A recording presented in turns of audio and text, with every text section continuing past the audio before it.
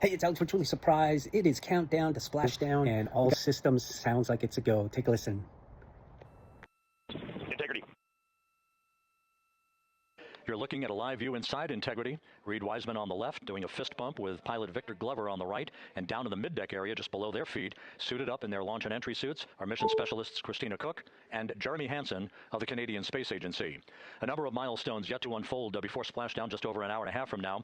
Earlier today, the crew woke up at about 10:35 a.m. Central Time.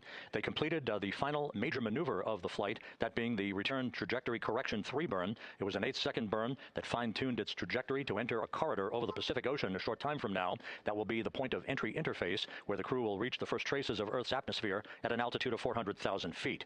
The crew moved into its entry checklist just after 4 p.m. Central Time, suited up in those launch and entry suits, conducted leak checks, and now are in the final stages of their entry checklist. Instruction 115 of entry checklist. SM separation ATP is go. The handover of communications from the Deep Space Network to the Tracking and Data Relay Satellite System. The Deep Space Network came into play after the translunar injection burn back on April 2nd that propelled Integrity toward its lunar flyby. We'll be back on the TDRS network here in about 41 minutes.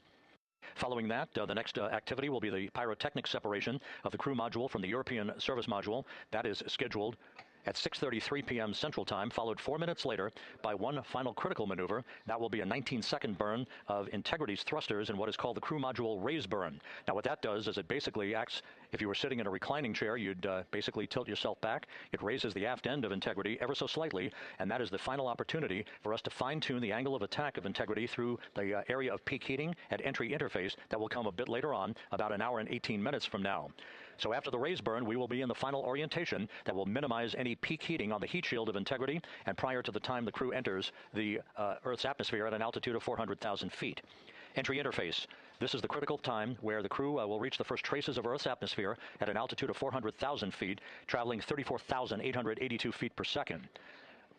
Just 24 seconds after entering the Earth's atmosphere, we will experience a communications blackout expected to last 6 minutes in duration. This is planned, and it is caused by the interaction of the velocity of Integrity with the friction of Earth's atmosphere. There will be a buildup of plasma around the vehicle, and that ionization will prevent any communications with the crew and any receipt of data by flight controllers here in Mission Control. That blackout is scheduled to begin at 6:53 and 54 seconds p.m. Central Time. Again, a 6-minute blackout that will end, if all goes as planned, at 6:59 and 55 seconds p.m. Central Time. At that point, we expect to regain communications with the crew and a reacquisition of data through the Tracking and Data Relay Satellite System. We will have a series